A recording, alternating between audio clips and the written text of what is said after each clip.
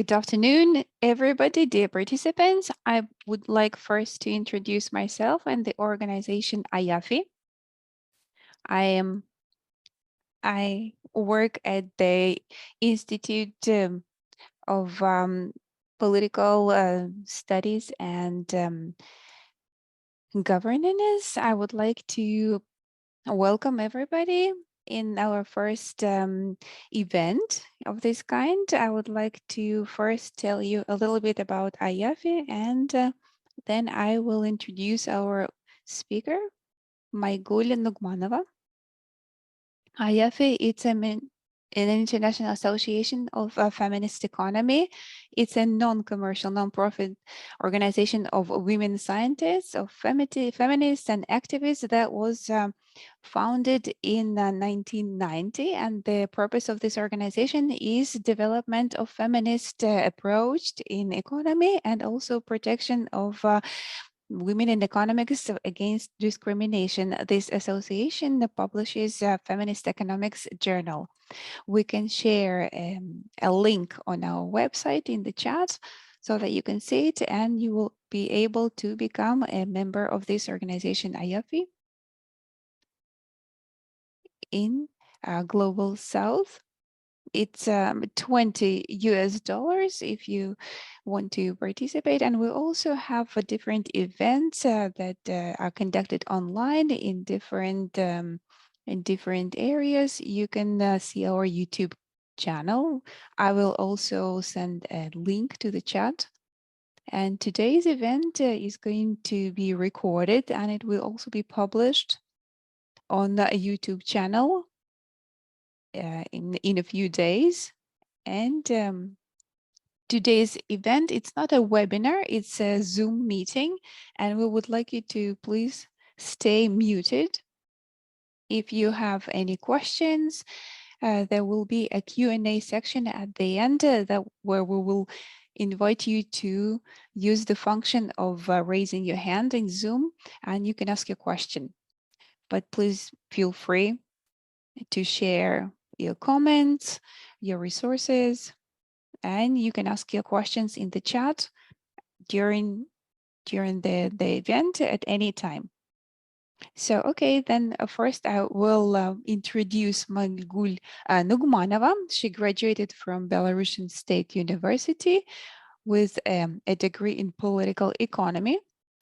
She received her PhD in economics from Karaganda Economic University with a degree in economic theory. Her dissertation was focused on gender aspects in economic theory and the economy of Kazakhstan. She is the director of the Gender Economics Research Center. She is a researcher and manager for the Eurasia Foundation, social initiatives in Central Asia, on the topic of the economics of care in Kazakhstan. She's a local expert. She's a researcher from the USAID project on political economy analysis of Kazakhstan and gender and inclusion. She's currently working with an international team on a book chapter on the role of women in civil society development in Central Asia. She was a Fulbright scholar fellow conducting research in gender and food security at American University in Washington, D.C. She was a UNDP national expert on UN project evaluation and analysis, and she developed the UNDP country office gender mainstreaming strategy.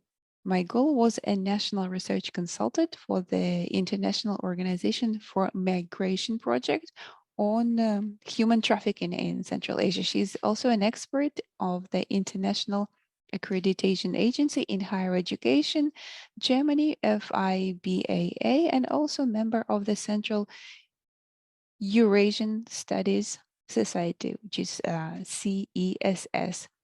Hello, Maigul.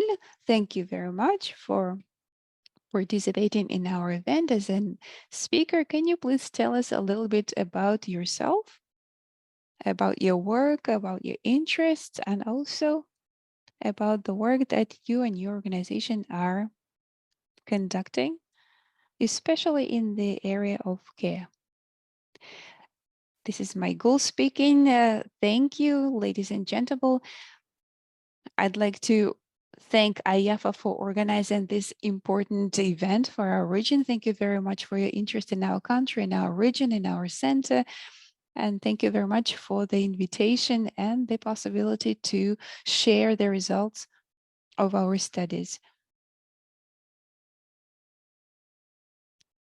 Well, you have already told a lot about myself, and I would like to tell you about our Center of Gender Research in Economy. It was created in 2018 in the spring with the financial aid of Soros Fund in Kazakhstan, and we are doing gender studies. We are developing policy recommendations. We're preparing experts in gender economy and in advancing of education in Kazakhstan.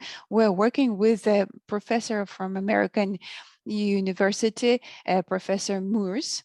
She's Mika Moors. She's our international expert, and she is participating and she's doing a lot of developing gender economics in our country and advancing equality in our region. We have also created a fellowship program with the Forest Fund in Kazakhstan, and our researchers, our fellows, they conducted research on the topics of unpaid work of women, gender differentiated impact of the pandemics, and other topics. And the results of the studies we discuss at the roundtables, at fora on gender economy. And last year we conducted the third forum of gender economy. We also conducted training for our state organizations, non-state organizations, non-public organizations, and in UNDP, during UNDP and UN Women, we also conducted training for women in Afghanistan who are studying in Kazakhstan and Uzbekistan to expand women's empowerment in economy. And we're also studying economics of care, and we're also advancing the questions, the issues of care in national agenda. And in the fellowship program of Soros Fund, we helped our fellows to conduct research of issues in care sector and conducting surveys in households. And another project that we're also conducting, thanks to the Eurasia Foundations, that is also financed by USAID, is it was based on conducting our own survey among the respondents of people who are taking care of children under 3 and the elderly over 70 years old.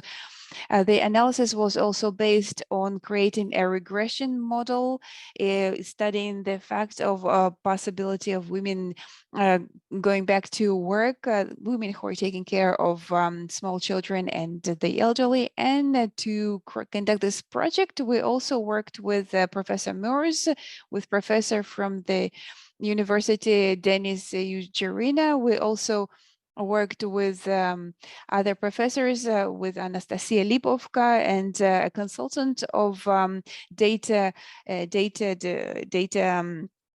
managing.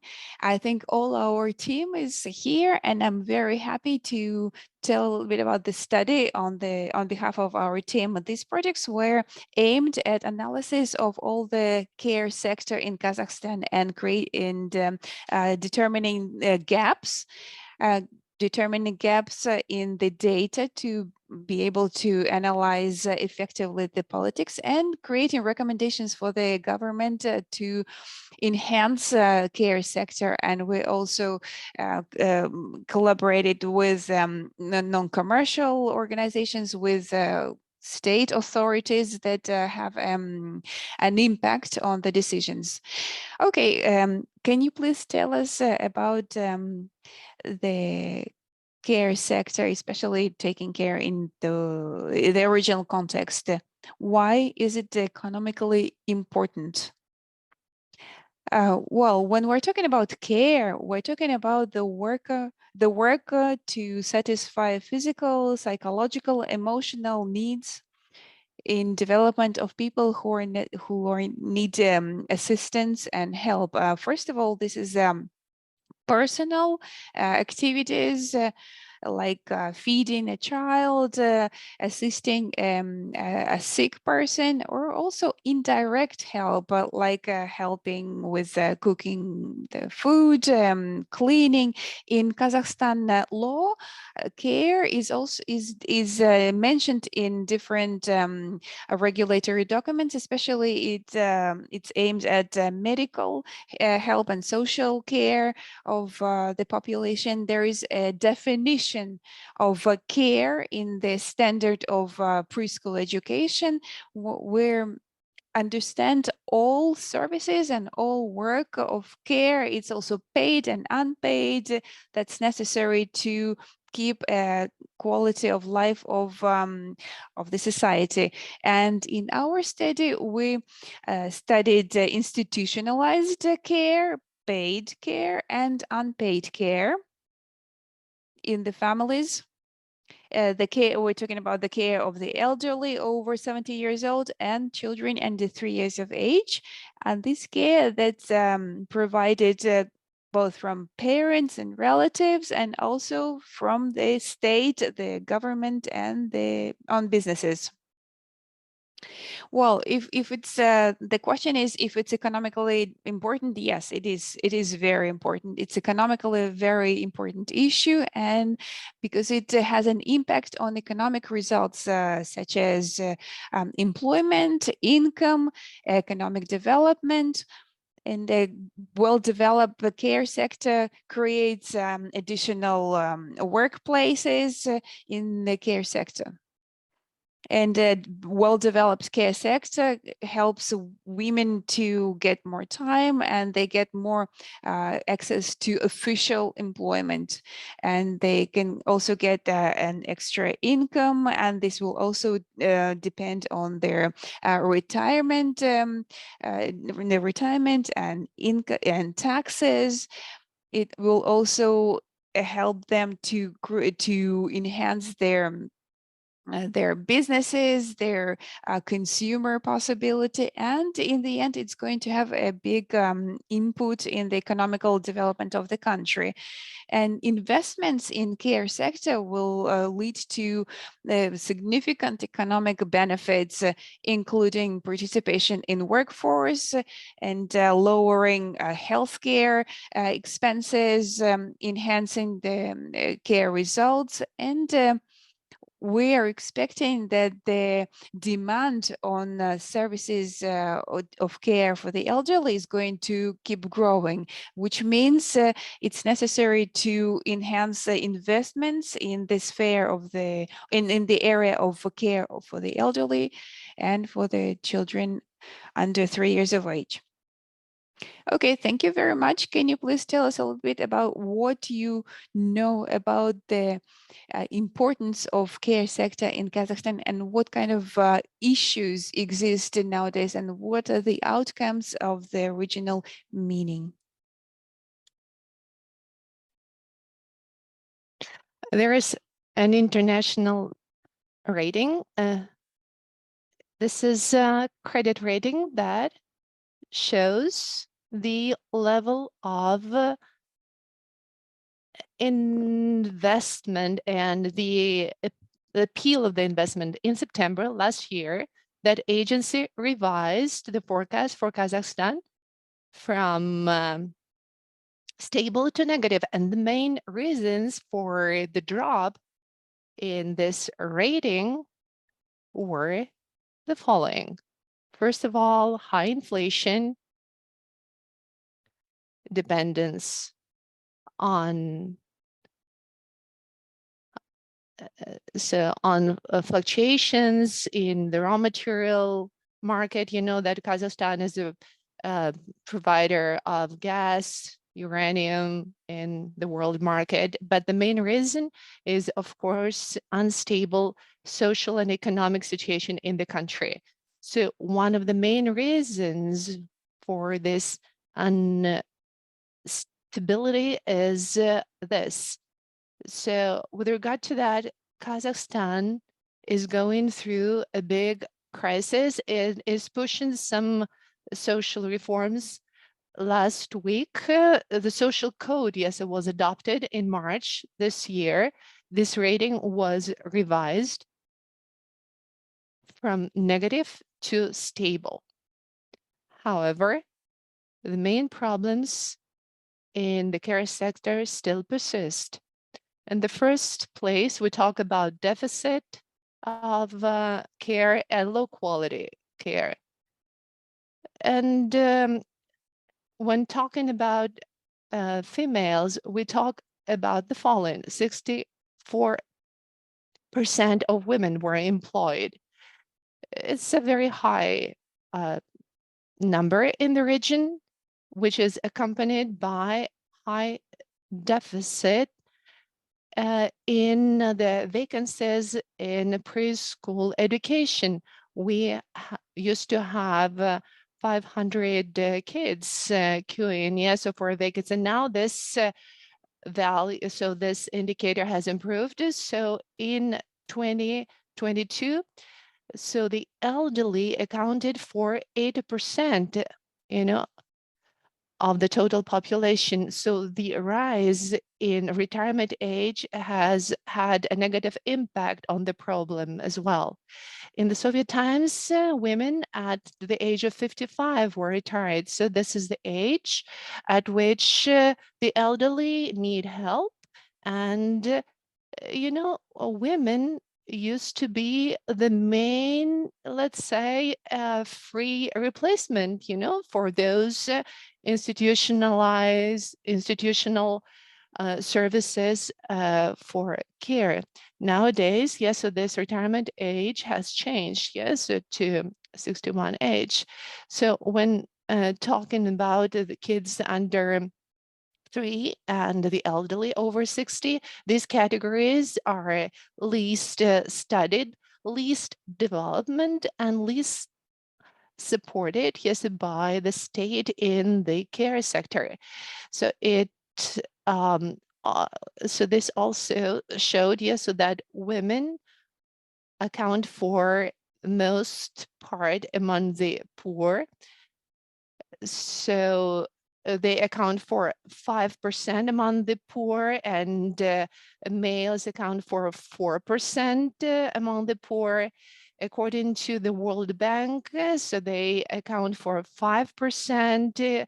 So, and in households in Kazakhstan, so we can observe this tendency because the wealth of households actually has a certain impact on the care sector for the elderly and for kids.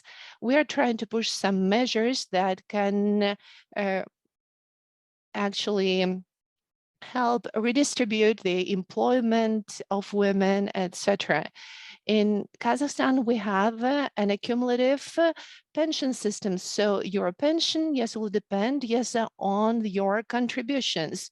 Women on maternity leave receive only 40% of the salary she used to receive during the last 2 years. The social code is under revision, but the fact is that women will receive lower pensions than the rest of the population. It's called maternity penalty in English. According to Kazakhstan law, fathers can also go on paternity leave. Yes, but paternity leave is not very popular among men. It's because of the gender stereotypes, of course. But the main reason is the following: contributions are really low and do not cover the main needs, that families have. Besides, labor code also stipulates the right of women, to work and using flexible working. But this can only be achieved through a certain agreement between the employee and employer. But employers are not interested in giving this kind of benefit. And the main gap is related to low financing of preschool education and organizations for elderly care. In 2021, financing of preschool education accounted for only 0.5% for GDP, which is much lower than the UNICEF requires. And this percentage stands at 2%. Besides, other components in the development of preschool education in Kazakhstan are the following.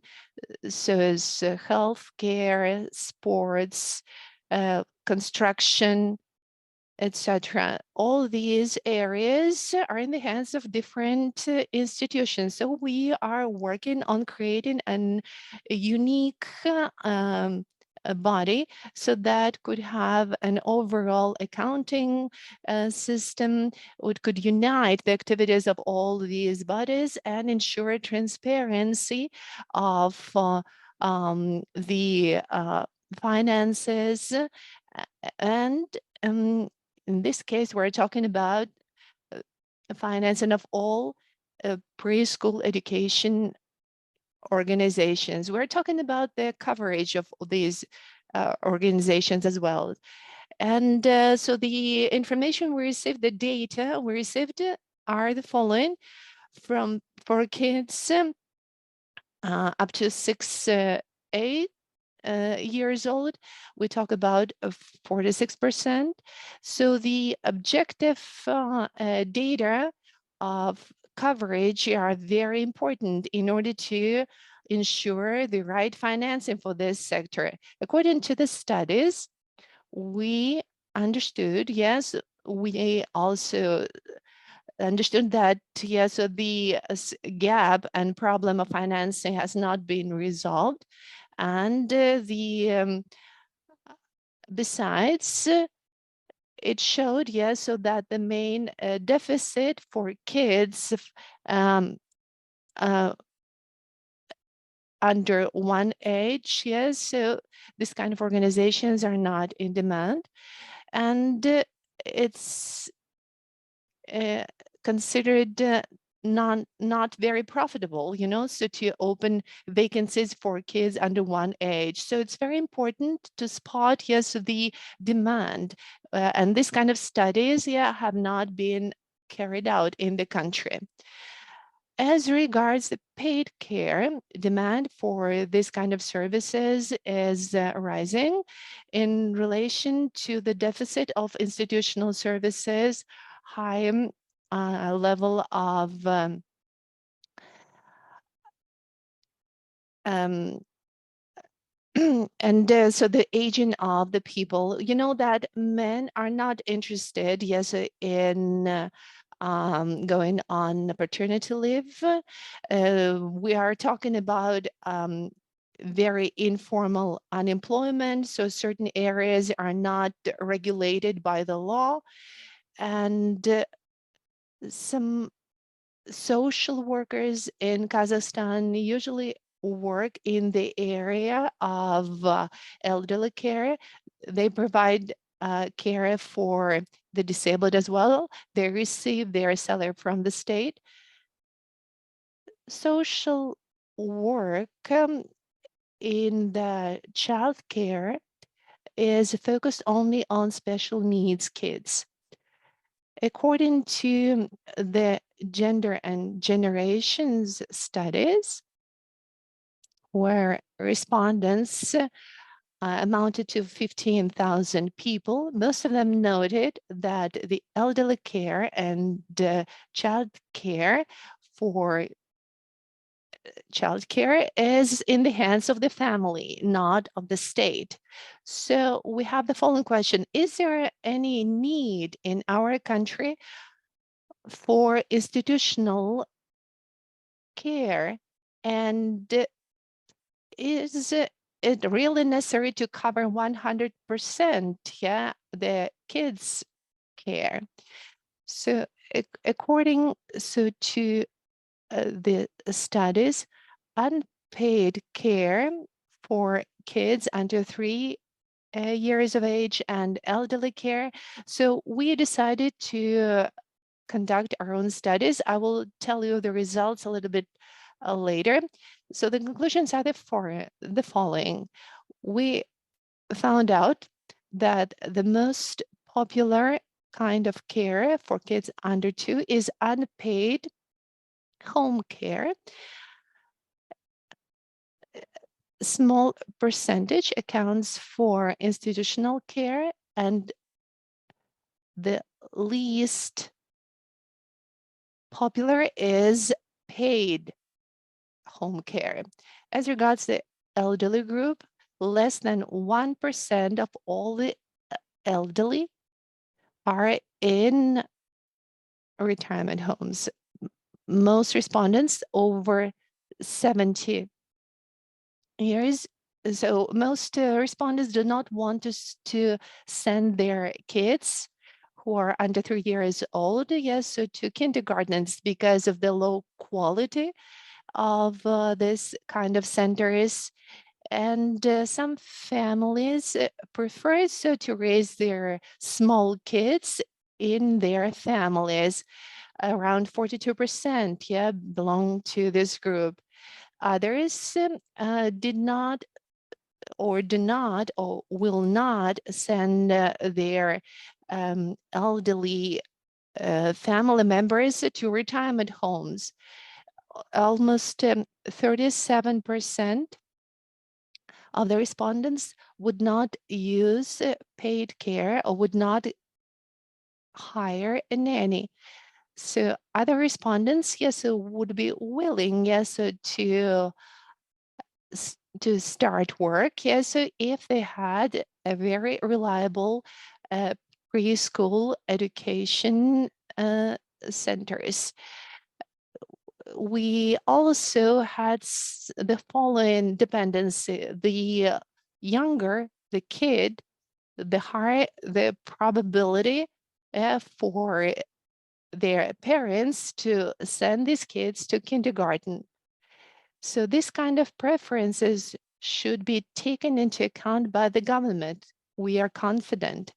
92% of all the respondents showed that to ensure good kids care under 2 years of age, it is necessary to have a longer maternity leave, and compensations should take into account hygiene, healthcare, education, and development. As regards the elderly and elderly care, most noted the need, for paid care, so to those adults, so who are caregivers in these families.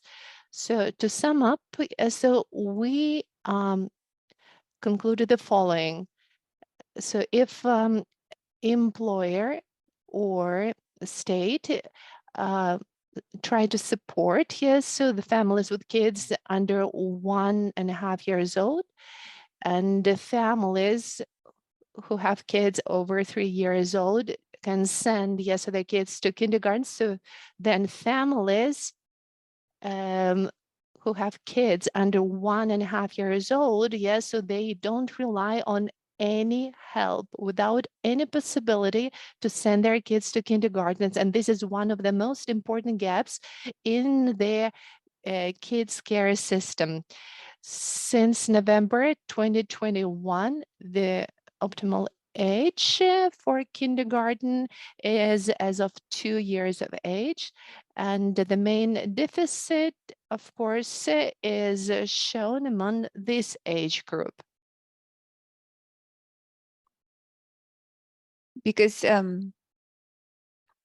in terms of elderly care, if children and or relatives of the elderly person live in one location with their parents, they completely take care of their parents. And in this case, they have a choice whether to work and hires a paid care, for example, a caregiver.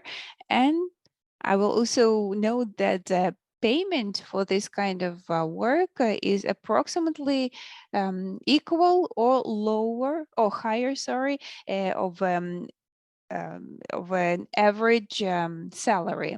Or the second choice is to take care of their parents themselves, but at the same time having no income. But the good news is that this social code that was adopted, it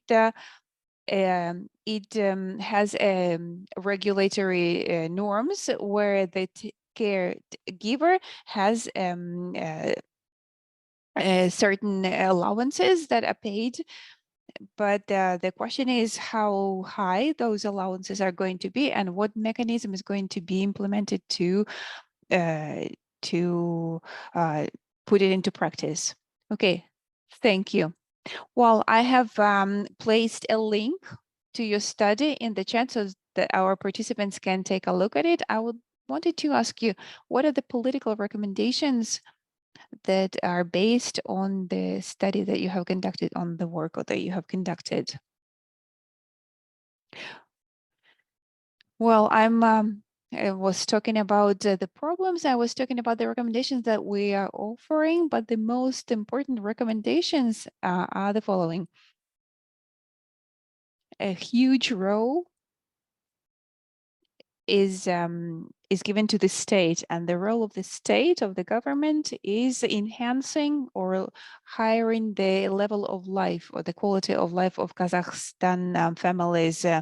It's either legalize home care or helping people to send children to preschool education or hiring a nanny. It's investments or improving investments or increasing investments in institutionalization of care. It's also enhancing the quality of institutionalized care and hiring them on extending the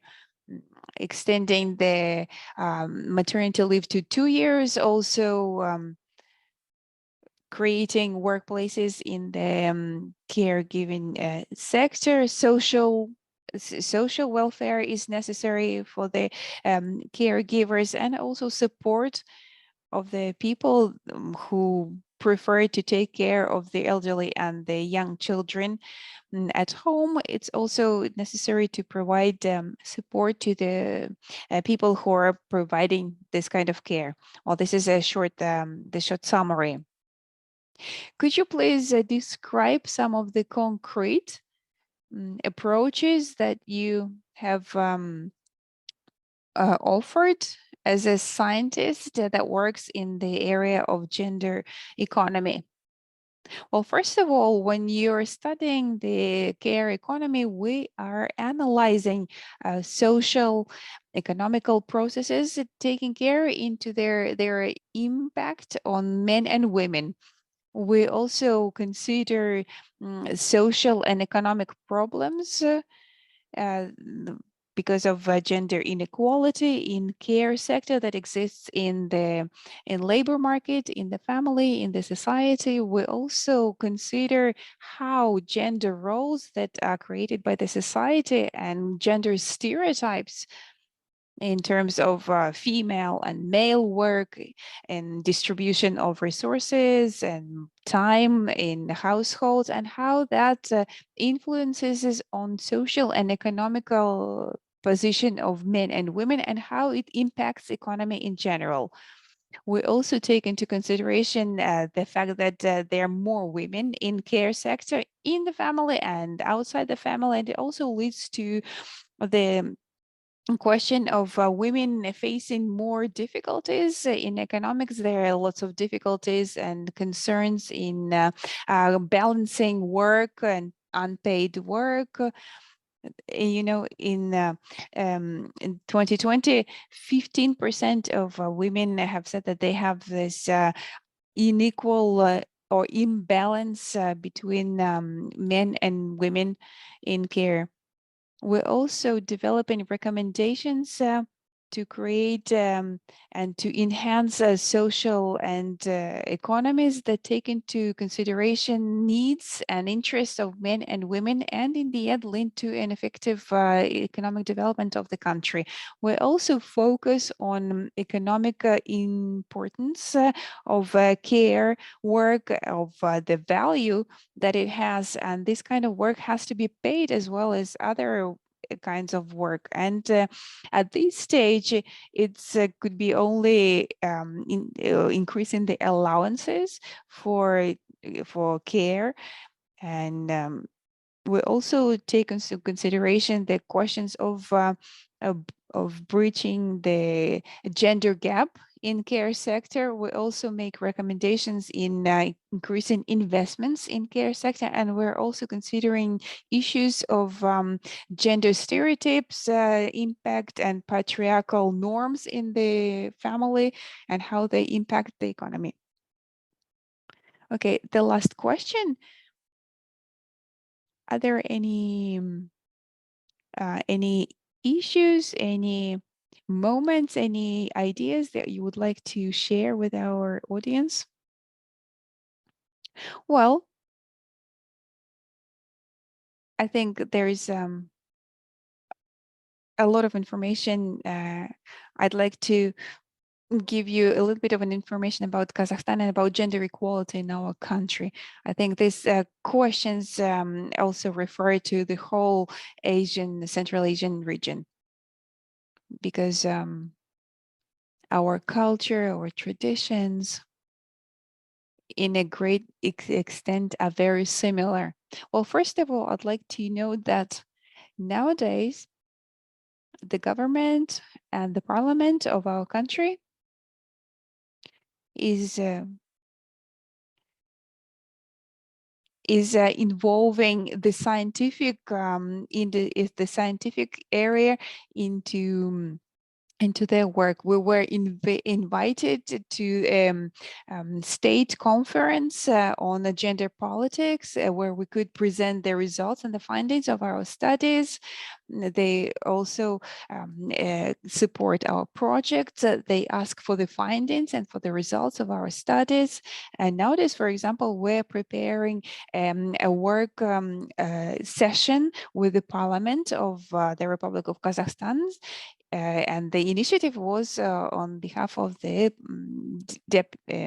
delegates of the parliament. I would also like to note that gender equality and social integration are priorities of the national and state politics in Kazakhstan. And Kazakhstan it has a very high position in most international indexes that that measure those indicators like UNDP gender inequality. We have a very good indicator in this index. We have different political empowerment lowers a little bit this index, but we have a national committee that was created in the country to work on the topics of women situation, and that's advancing the gender policies in the country. We also have updated the conception, the framework of family and gender and gender equality. We have also increased the percentage of female representation in top management in state sector, in government sector. I have also promised to talk a little bit about the social area, the bare minimum, living minimum is the basis to calculate the allowances in the country, and this indicator was increased to 40,000 tenge, or it's $6, And we also increased the pensions, minimal salary, and the poverty line that was 70% of minimum living expenses now is going to be calculated with median income. Well, in the country now it's $436, and it's going to be, this indicator is going to be implemented in 2025. And also this allowances are increased because of the inflation that exists in the country, and we also have a very low the original low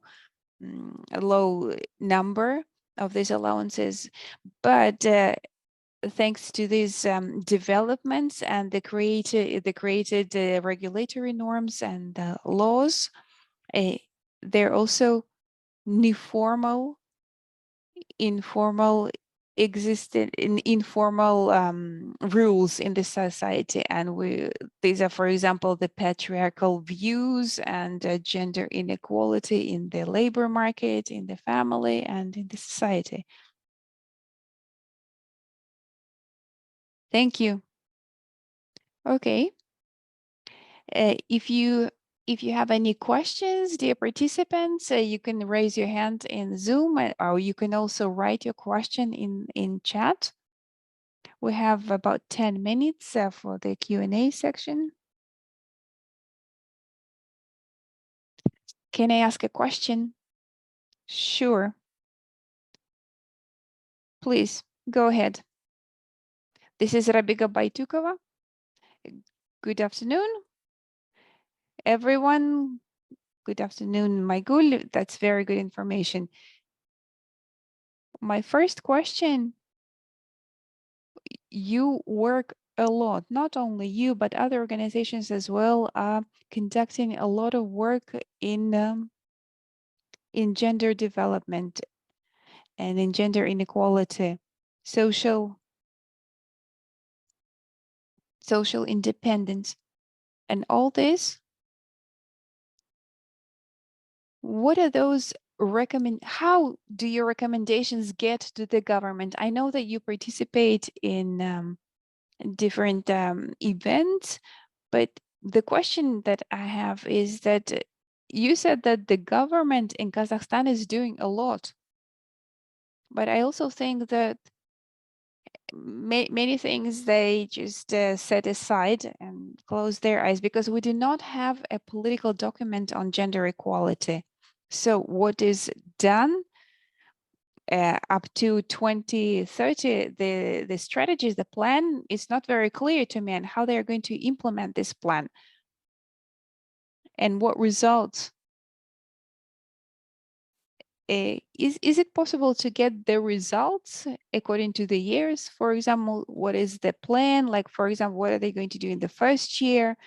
I know that there are many times it's calculated, but the main questions is how do your recommendations get to the government, and how are they implemented, or if they're implemented at all? And when in Kazakhstan we're going to get a document, a political document that is going to be called, for example, in USA, we're working on the document that is called Gender Equality and Women's Empowerment. We have published it recently, and we're going to work with different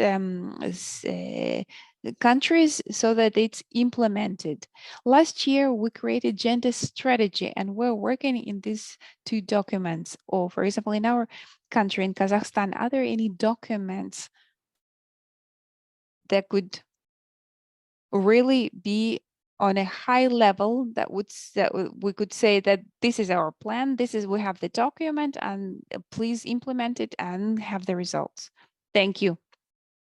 Well, thank you, Rabiga. Thank you very much for the question. Thank you for joining our event. You're always very active, and you're Thank you very much for interested joining in the our topics. event. Yeah, You always show I interest, totally agree and I totally that, agree with of you. Of course, there are course, we are difficulties, faced with some challenges, and this and is this a is a very very important important question, question. and we And have so we need to considered this ponder on question. this over this question. According to the As for the results, findings yes, of the of the analysis, I could studies and say the analysis, following. I would I could make the draw the following following conclusion. conclusions. We We have a have a national national commission committee on for women and national demographic demographic policy policy.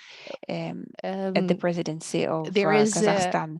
There is framework a yes, framework for of gender gender politics politics until up to 2030. It's being 2030, updated, and and with a of new course there will be a head new of the president of the committee. Now commission, they're Lida updating Balava. So they this update, policy yes, so every year, and almost so this every week they politics meet every and year. make So, and decisions they and have take care of the problems in also this weekly area. meetings The to talk issue about was these that the national problems. The problem committee is that the did National not have, Commission it's a is consultative organ. It does not is have its um, own budget. is It does a not body have so that any, has no it's not budget of its entitled own to and no demand powers. and Yes, to so to control the control so implementation of the the policy. They can't implementation of demand this it from other politics ministries. from other ministries In all in all regions, regions and there were gender focal points that were areas. Yes, so created. there So there was were people appointed a who are person responsible responsible for for the implementation implementing of gender gender politics in policies our in regions. different We did areas. conduct We've surveys and toured the interviews in the regions and regions, and we interviewed understood that people, usually and we saw, it's yes, so the that there's person from usually the one person, Akim yes, who takes care of that this take issue, care of but this issue, but the people however, who take this job as carries a out, yes, so complementary this work as an work. It's additional not paid, and there responsibility is that no is budget not assigned to paid. it. So The the framework of framework family of the gender family politics, there and is a gender national politics as regards action this issue, plan there to is implement a this plan framework. to implement And this politics, most but most of the events events within that this are plan included in this plan, they do not have have any no budget. budget, yes, so for organizing They're events. as a So they work complementary as work, an as additional, complementary let's say, work. responsibility. I wanted to say And something more delicate than forced so they to are the pushed, yes, ministries as to a the ministries as an additional responsibility. additional burden that they have to take care of these activities as well. And The National the Committee National Commission, of course, works is fulfilling its in the responsibilities and as as it regards can, ministries and and in agencies the with ministries which we and the worked and agencies which that we we also also interviewed, interviewed, gender gender equality is equality is considered perceived as a only as gender gender balance balance in terms among of their employees. employees. And And in the as regards regions, regions, the this situation situation is is even more even difficult. worse. So And we we understood understood that that, of course, we need to it's necessary organize to conduct additional additional training training and capacity building. sessions as And it's regards also gender necessary to awareness, get and we need to push gender gender budgets. budgeting. We've analyzed, yes, so the budget for We these areas, and of course, the the budget budget, of the yes, fourth for level, the they fourth don't level usually have usually do not expenses comprise that are aimed at care sector such areas as or care enhancing care sector, and there and is no separate provision on support of women's women, support. and there is no provision that would, to some extent, directly or Neither indirectly, do they could comprise lead other to areas that enhancing could the improve situation of women's position women. in the society. If Well, I this have is the overlooked some answer. areas, because I'm sorry, Thank you but very much. such is the situation. We So the question have is Zaurish Batalova, another and then question another from question Zauresh from the Batalova that chat. wants to make a question. Zaurish, good Говорит afternoon, Zauresh. good day. Thank you This is very the much for Resh such speaking. Thank you an very much for a interesting, very exciting interesting discussion. discussion. We've I been participating know in your project, and what I'm aware the of the results are results of the study, obtained, and that and you're the fact working that with you are national cooperating authorities. with This is very public good. structures is And I'd really like to great. say that And I we would like have to note that work now We've that been we're implementing advancing different projects, yes, so to empower this work women, yeah, to help women. in the fund. So we have a fund, yes, so So for this we purpose. have So meetings we almost every day. regularly We meet and have discuss these discussions, areas. And I would and I would suggest you like you discuss these to. I would issues, like to yes, with a group of suggest women and with a with committee for social work, women, and and we can we help could you meet. assist in this area. This is a Oh, very now the introduction. question. The first Now the question questions. The first is question is the for the following. As the regards the quotes, quotes, the you're or 30% the of percentage you're women talking about, and 30% of 30%. women, the youth, and disabled. This led to a That was model, yes, so that the created. parliamentary There was a as young that they woman also that actually was supported, and it really worked. helped. Yes, so in the last elections, I must say, 2 weeks ago, in the ministry, we discussed a training on the topic of the right, yes, for noble um, for household, yes, so for housing, excuse me, and we were told, yes, so that um, so we will be discussing this. So please take this into account in your future studies, because if we talk about gender equality, there should be a special quota, sorry, for women. And we recommended Nazal Kataeva in the parliament, yes, to create a group of deputies to look into the problems of the disabled.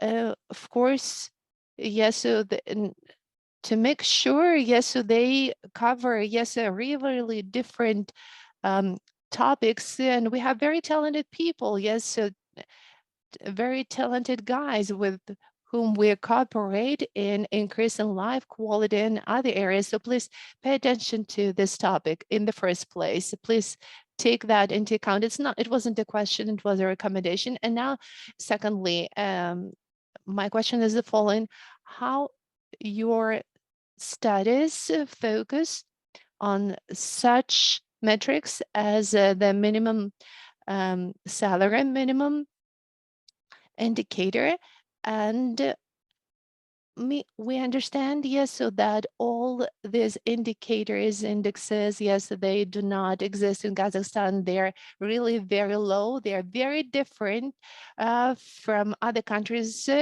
of the former USSR. And if we talk about demographically developed countries, we cannot be part of the best, let's say, 50 developed countries in these areas. As regards the index of life quality of population in Kazakhstan, uh, how do you take that into account? How is the gender issue is considered in the context of the right, yes, to good life, that comprises the right, yes, so for water, clothing, housing. I think we should take into account these areas, and I would like to invite you to participate in our meetings. And last year, so we uh, had the first reading of the report that Kazakhstan will present soon in the UN. So we would like, yes, to check this in the context, yes, of gender equality. And we would like you to take part, yes, in the work, yes, on this report. I'm sorry if I actually took too long. Thank you very much, for your input. The Kulubabekova is a patriot of our country. She is well known in our country. She used to be a senator in Kazakhstan, and she has contributed a lot into the country's development. Surishka Lubekova, I totally agree with you as regards, yes, so this 30%. Yes, we have this 30% quota, um, and this quota in ballots is divided between women, youth, and the disabled. So it might turn out, yes, so that women will not be elected in the end. Yes, could I just note something? Yes, so the number of women, yes, actually has dropped by 9% when they introduced that quota. And yes, so the number of women did not reach that percentage. But now in the last elections, we had fewer women, and this difference is striking. We're talking about 9% different. Yes, I totally agree with you. Yeah, I'm very sorry about this outcome. You also talked, yes, about the subsistence level, etc. Yes, I noted that the initial level of these metrics or indicators, yes, is really very low, ultra low. I did not convert that into dollars. Yes, so the in Kazakhstan you need $89, to have officially, yes, to have good standard of living, and the social code adopted by Kazakhstan is trying to push for new ways of measuring, yes, so these standards. The median salary in Kazakhstan is around $436, as I noted previously. So if all this median salary is adopted, then it will solve lots of issues as regards the overall wealth of our population. I would also like to point out the following. We have a very interesting, exciting initiative. We're trying to capture all these ideas that the government actually um, came up with, and tried to implement such ideas. So there was an idea in 2021 to create an institution of social nannies. And when touring the regions, we asked our local representatives, yes, if they considered in the budgets, if they allocated money for the development of this Institute of Social Nannies. In the framework, yes, of this institute, yeah, we will be training social workers at preschool organizations who will help socially vulnerable families to educate and raise their children. So we are talking about social work for kids. This is a very good idea, but in 2021, we were supposed to start to kick off the pilot project and survey the demands, but fortunately, this was not implemented, and the corresponding regulatory base was not adopted. And we're also talking about voucher financing. So this idea is being developed, and we would like to support this idea and to actually speed up, yes, so the adoption of such ideas. I see we are running out of time. There's one question in the chat. We can ask this question. It's in English. I will translate it fast. So the question is the following: in your opinion, so the social life of the country, does it have any impact on the results? And if the adoption of this social culture can have a certain impact on certain practices, patriarchal practices in the country? Well, of course, we have our Soviet inheritance, and it still has influence on many processes in the society. First of all, we're going to look at it in terms of gender equality. If during the Soviet times there was a system of care and the kindergartens existed everywhere, and they were state, they are budgeted.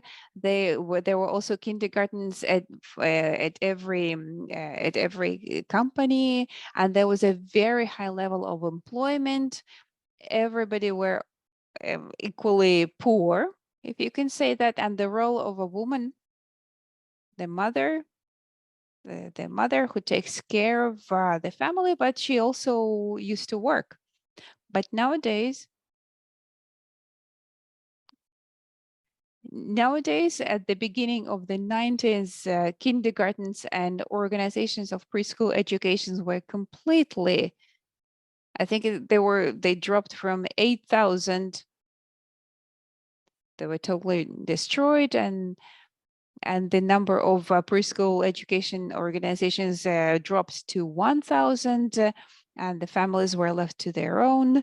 And the government took a lot of measures to develop, to institutionalize the care sector, and there were a lot of laws and regulations that were adopted to create a preschool education network, and there were private partnerships that were created so that there would be private kindergartens. There were also tax benefits that were created to form preschool educations. But the Soviet inheritance is also depends on what is called Russification in the country, the dominance of the Russian language, and the disappearance of the Kazakh language and Islam.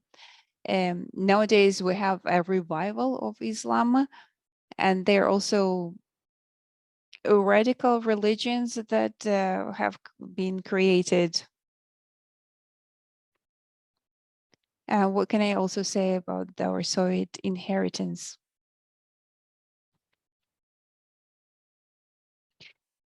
I think it's also trade and economic uh,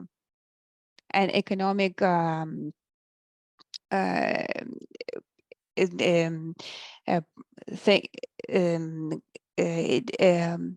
connections of ex-Soviet countries. We have IAFFE, which is a commercial organization of the ex-Soviet republics. Okay, thank you very much, Maigul.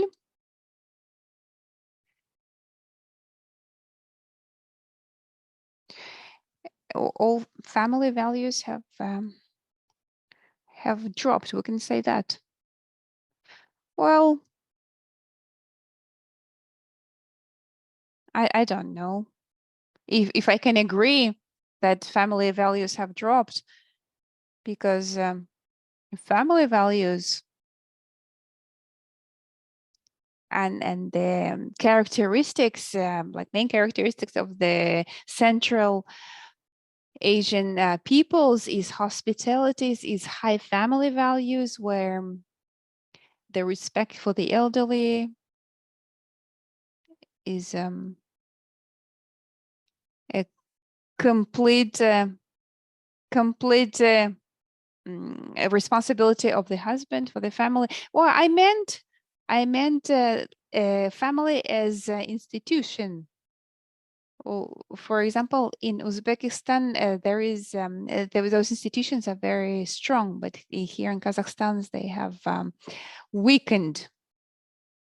Well, I think they have decreased, because, for example, they have a ministry of female affairs, on women's affairs, And we have like 5 people working in the department, in the ministry. Well, yes, I agree that we have a lot of work that's on voluntary basis. We can say we also recommend that there should be a ministry that has its own budget, that has its own employees, and that it has representatives. Well, yes, this is the idea that we should be advancing. I totally agree with this. Well, if I can make another comment. Recently, there was a session on household violence. And after the session with in the meeting of with the Gambetov, I raised the question of um, considering all regulations in the context of gender budget. So I think the gender budget has to be included in all our discussions and all our documents, and I think it has to be advanced to, well, I think that the gender budgeting has to be an obligation that have to be respected by all ministries, by healthcare, education, and etc. I think it also has had a very big impact on the quality of life. Yes, I totally agree with this in terms of gender budgeting. And also there is a norm that is not respected is a gender analysis of all legal regulations. I remember in the 90s, there was a law of on development of interbudgetary relations, and there were different documents in the Ministry of Education, and then it was all forgotten. But this norm, this regulation exists, and it has to be respected, and it has to be advanced, because this is extremely important. In the regions, you know, it's good to focus on, and we're going to offer and suggest that. And I think we have to take into account all this question. I think the important thing is working with the regions, with the country, because in the regions, they do not even know what gender budgeting is. In one Akimat, they told me, what support do you give women? And they say, no, we have gender equality. There are no special allowances for the women. It was funny, but what it was talks about the necessity of raising gender awareness. Well, what is gender budgeting? It's not only what is it, but how to do it, especially in the regions outside the capital. So I think we have to take this this issue into account. Well, thank you. Well, gender expertise was also discussed, and what is most important is that Magomedov completely supported, and he said that they're going to take this into consideration. I said that we have a new platform of parliament hearings, and that the questions that we're discussing on the discussion platform, for example, when we're discussing legislation, and we have to take into consideration studies and their results. We have parliament hearings on these legislations. Yesterday, for example, we met at the committee and we discussed this topic. And I suggest that we have to have this kind of events and invite the committee to this event. And I can say that during these hearings, we should also have the question and discuss the question about the law expertise and gender expertise, and this question has to be comprehensively discussed. That there are organizations that exist. We have a lot of experts that can work with this. Well, gender budgeting is a bit difficult topic. There are not so many experts in this area. but still we can effectively advance this problem. So if at our platforms we can do this and they can do this in their committees, this can be advanced. I totally agree. Thank you very much. Thank you for the invitation. I will participate in those events. Thank you very much, Maigul. Thank you very much, dear participants. Unfortunately, we have to finish our event. This was our first regional event of IAFFE, and I hope that we're going to conduct more events in the future in our region of Central Asia. Please follow our online events. We're going to share announcements in our social media because IAFFE is very active in Twitter and in LinkedIn. I'm going to send the links to the chat. Thank you very much, Maigul, and thank you very much for the participants for joining today's event. Thank you very much for the interest, and thank you very much for the participation and invitation. Thank you.